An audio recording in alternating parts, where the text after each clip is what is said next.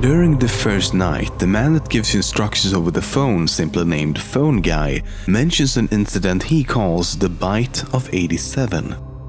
They used to be allowed to walk around during the day too, but then there was the Bite of 87. Yeah. It's amazing that the human body can live without the frontal lobe. In other words, it seems to be implied that one of the animatronics violently bit someone, most likely a customer. The victim survived, but the attack resulted in a partial loss of the victim's brain. Who this person was or what specific animatronic was involved is of course not known. However, a likely candidate could be Foxy. His jaw appears broken, which could be a result of the biting, and his sharp teeth and large mouth make him the most capable of causing serious damage. There are 4 main antagonists in the game: Freddy Fazbear, Bonnie the Bunny, Chica the Chicken, and Foxy the Pirate. Then there's a special character. He's been dubbed Golden Freddy by fans, but in the game files he's referred to as Yellow Bear. The only indication that he will appear is a poster of his face in Cam 2B. If the player then returns to the main room, Golden Freddy will be waiting. Soon after, he attacks and the game crashes. Unlike all the other animatronics in the game, Golden Freddy can get into the office no matter if the doors are closed or not. Equally strange is that the monitors in the room do not show any reflections of him being in front of them. This might suggest that Golden Freddy is simply some form of hallucination. He will also appear if you enter 1987 during the custom night setup screen, 1987 being a reference to the Bite of 87 incident previously mentioned. When you start up the game and the Help Wanted ad is displayed, the text around the ad is just some random stuff written by the creator.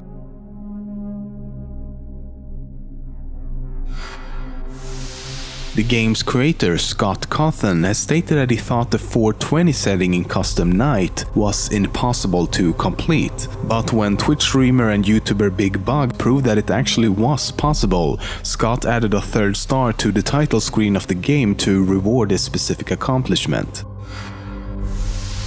According to several posters in the game, there was a kidnapping at some point that resulted in 5 children going missing inside of Freddy's. It's believed that a man dressed up as one of the mascots and then lured the children away. An unnamed suspect was arrested for the crime, but the bodies of the 5 children were never found. Given that the creator said that the animatronics are haunted, and the fact that blood had been found around their eyes by customers, and that all of them make different human-like noises, one could assume that the 5 animatronics are somehow possessed by the 5 missing children. In the trailer for the game, Bonnie is shown running down the hallway, but he was stripped of this ability in the final game, with Foxy taking his place. He is also shown to remove his face and thus revealing his endoskeleton, but this never actually happens in the final game. Instead of hearing Phone Guy at the beginning of Night 5, you get this.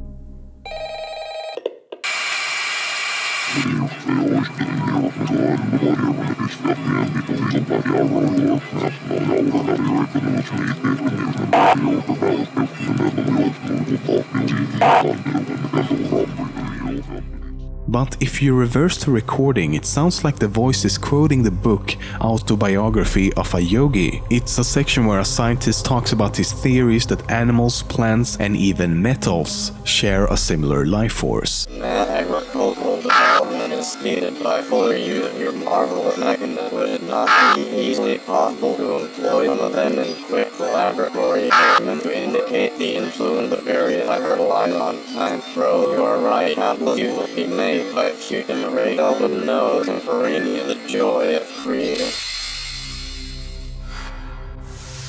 Whenever you view the Golden Freddy poster, the laughter of a child can be heard. Freddy actually have the exact same laugh, only slowed down.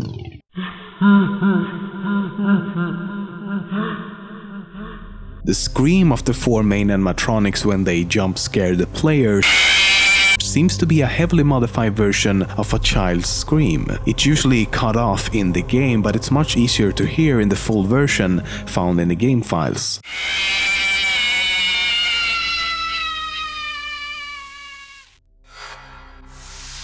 As with most games, a few things had to be cut from the final release. For example, the map was originally going to look like this. The camera icons would have been small circles that turns green when selected. This also allowed you to see which direction the cameras were facing. Some of the cameras also changed location during this stage of development. For example, the backstage camera was originally behind or beside the door. And in the beginning, the game was supposed to feature a life system. Scott has also mentioned that other animatronics were removed from the game, but that they will instead be in the sequel coming out sometime next year.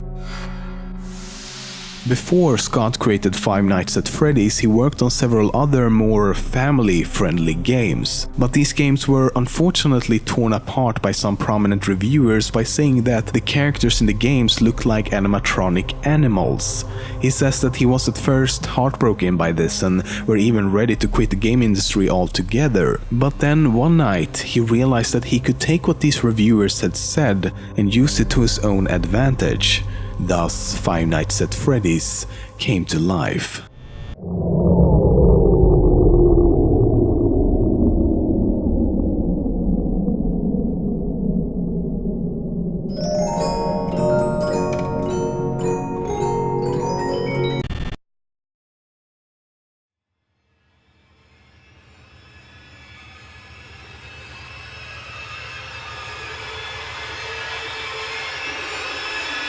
Scary skeletons speak with such a screech. You'll shake and shudder in surprise when you hear these zombies shriek.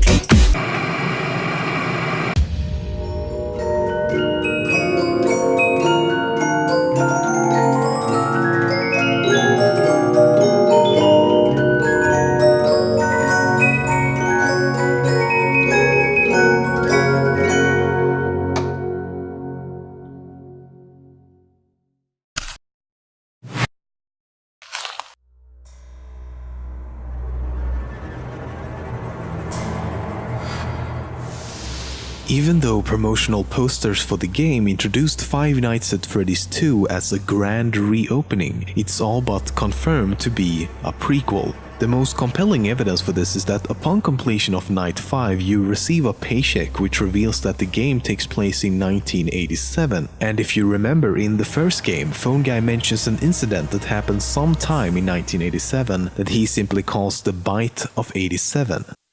They used to be allowed to walk around during the day too. But then there was the Bite of 87. So unless some sort of time-traveling device is introduced in later installments, it's pretty safe to say that Five Nights at Freddy's 2 is a prequel. If you're somehow still not convinced, take a look at the article underneath the paycheck. It reveals that the pizzeria is closing and that all the new animatronics that were introduced in this game will be scrapped due to malfunctioning. However, the old animatronics will remain in the hopes that the restaurant will reopen someday in the future, which would explain why we don't encounter the new animatronics in the first game. Then there's also the fact that in the first game it sounds like Phone Guy is killed during Night 4. I always wondered what was in all those empty heads back there. You know. Oh no. But in the second game he's obviously fine.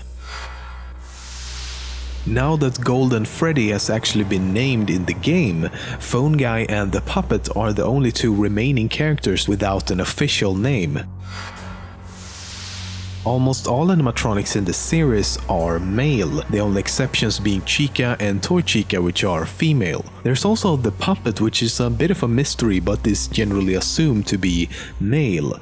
Then there's Mangle, while Mangle is referred to as a he by Phone Guy. I think the employees refer to him as just the Mangle. The custom night challenge titled Ladies Night includes Chica, Toy Chica and Mangle, leading many to believe that it's actually a she.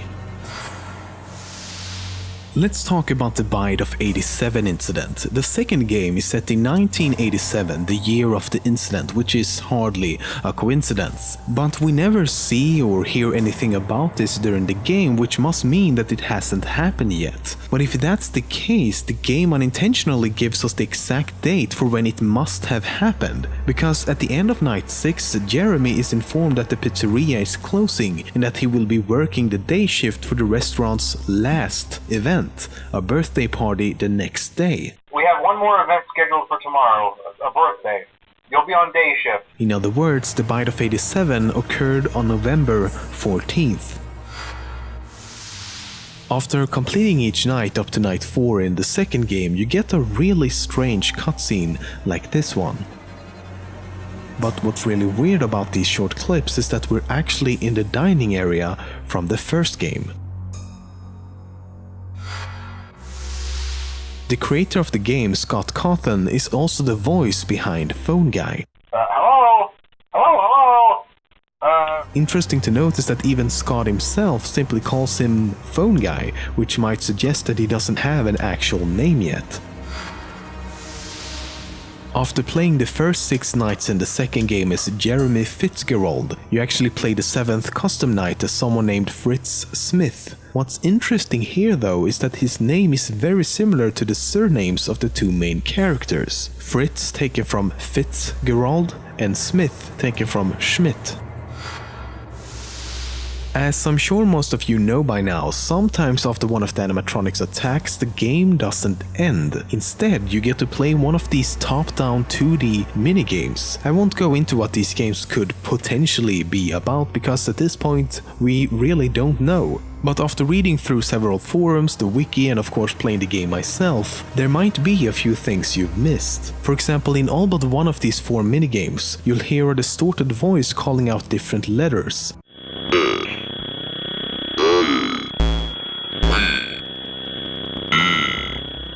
They each spell out save them, help them, and save him. In one of the games where you play as the puppet, the game ends with a jump scare by Golden Freddy. Let's play that again. You probably still can't see it, but there's actually a 5th child. Right there. For one single frame before Golden Freddy appears, a 5th child can be seen. But another thing is happening at the same time. The score in the upper left corner changes to a seemingly random number every single time you play this minigame. Then there's also of course this guy. He's been dubbed the Purple Man for now and he doesn't seem to resemble any of the animatronics. He even arrives in a car in one game and thus is most likely human. He always appears in 2 of the minigames and in a 3rd he actually kills you before crashing the game. There's also an Easter egg in the second game similar to the Golden Freddy Easter egg in the first game. This time it seems to happen at random but will also crash the game. It looks almost exactly like Toy Bunny, except for the fact that this animatronic is completely black with white teeth and eyes and appear to be some sort of shadow or hallucination given how it just slowly fades away. In the second game, it's easy to figure out when the game is supposed to take place because the game actually gives us the exact date. From this we can figure out that night 5 is a Thursday, which is a little weird as that means we started working on a Sunday. Nevertheless, this also means that night 6 is Friday the 13th, which seems appropriate as it's a date surrounded by a lot of superstition. But the first game only gives us a partial date and leaves out the year, but you'll notice that the dates between the 2 games follow the exact same pattern. Night 6 in the first game is also November 13th. Now, we could assume that this is also a Friday for 2 reasons.